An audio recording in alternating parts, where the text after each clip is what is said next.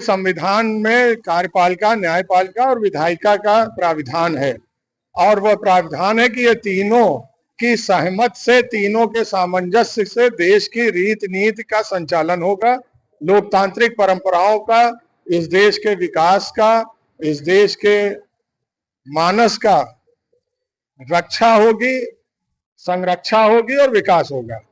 अब उसमें जब दोष आता है तो उसको आवाज उठाने का काम यही पत्रकारिता करती है।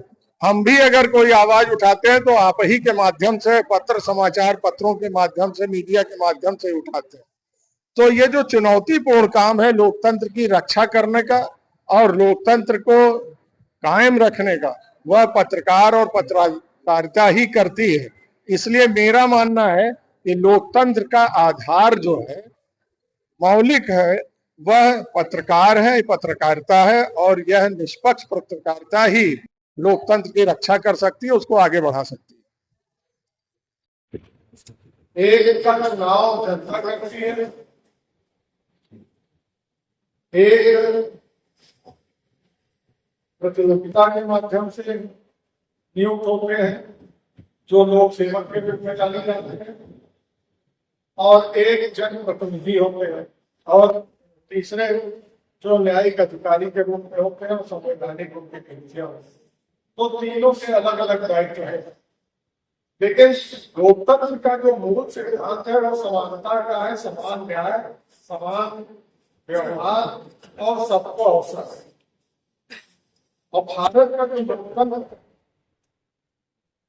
वह जब दुनिया में परिवर्तन हुआ राजशाही के खिलाफ, फ्रांस, अमेरिका, इंग्लैंड आदि आदि पश्चिम के देशों में जब परिवर्तन हुए राजशाही विरुद्ध आंदोलन, तो धीरे धीरे लोकतंत्र की तरफ दुनिया बढ़ी, और आज देश दुनिया के प्रभाव में लोकतंत्र का बोलबाला है। हम अपने शासन की नीति नियत स्वयं चुनते हैं, अपना प्रतिनिधि स्वयं चुनते हैं, और देश का एक संवैधानिक व्यवस्था के अनुसार दो सौ नवासी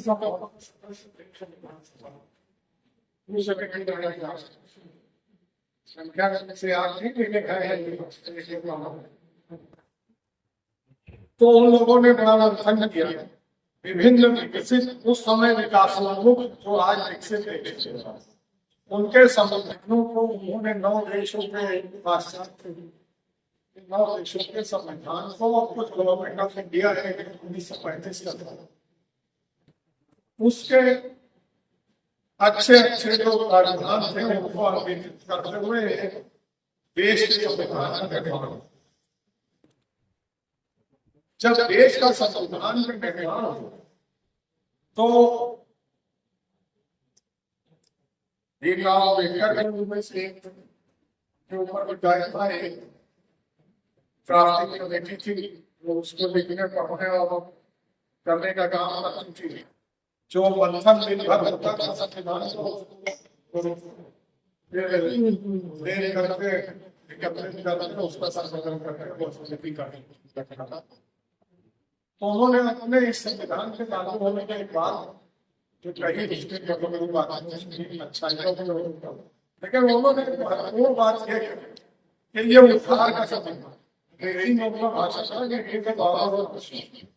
और later on required to be more modified and updated in Indian cultural context.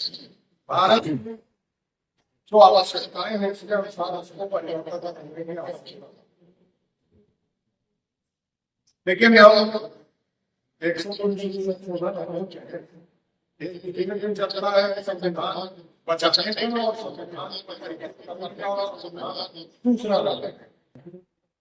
लेकिन मूल बात यह है कि जिस भगत सिंह ने अपने सपनों का भारत देखा,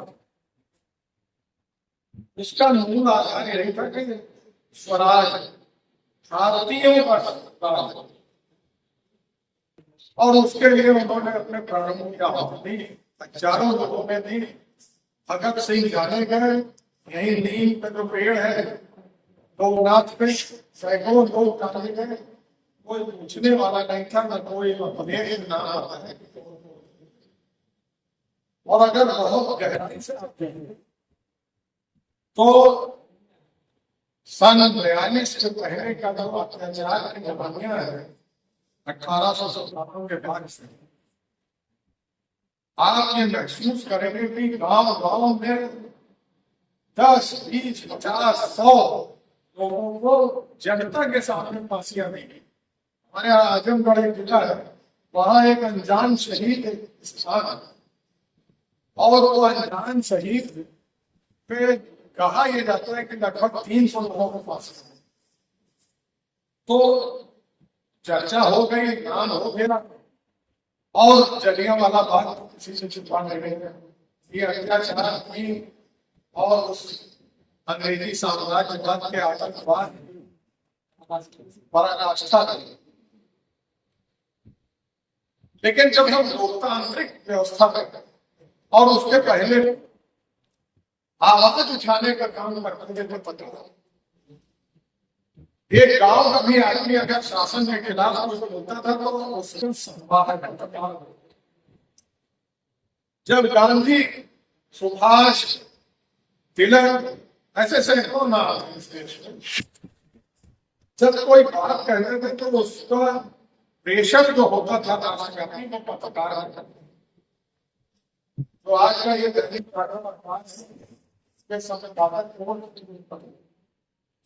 कहते हैं कालनी में एक छोटी सी प्रेस थी, उधर बेचारे 50-60 छापते थे। उस समय तो आधुनिक मशीनें नहीं थी।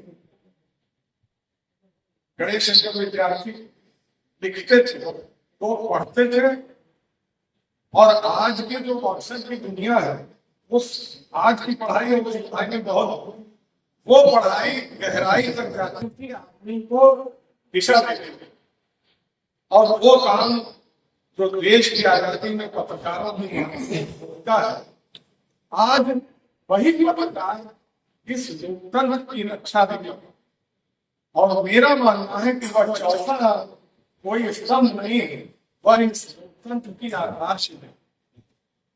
क्योंकि लोकतंत्र को वही आधारशिला जाके रखेगी कि अगर सुप्रीम कोर्ट का भी जज अपने उद्देश्य से, अपनी बातों से, अपने कार्यों से विचलित होता है कि पत्रकार ही उसको चुनौती देता है। अगर अमरेंद्र सिंह ने 10 आदमी के सामने कोई बात कही, लेकिन उसको राष्ट्रीय स्तर पर देखे जब आपने ये गलत कहा था, आपकी आलोचना है और खुद भी आलोचना करता। नेताजी ने कोई गलत कानून बनाया कहीं उनसे मुख्यमंत्री से, तो पत्रकार ही उसको चुनौती।